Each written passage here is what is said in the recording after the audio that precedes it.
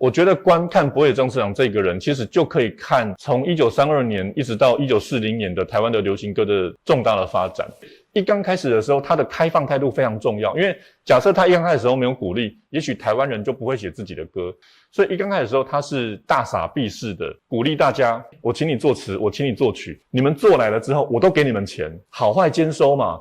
哥伦比亚唱片公司从1932年它的《桃花泣血记》引起了市场的大成功之后呢，然后隔年《月夜愁》，然后再隔年《雨夜花》《望春风》这些歌曲都让大家耳目一新。但是在1934年那一年，它突然间出现了另外一个竞争对手，就是胜利唱片公司。他们当时有一个新的东西出现，叫做流行小曲。到了1937年，他旗下的很多的词曲作者跟歌手纷纷的出走，包含作词家李林秋、邓雨贤，其实就离开了哥伦比亚唱片公司。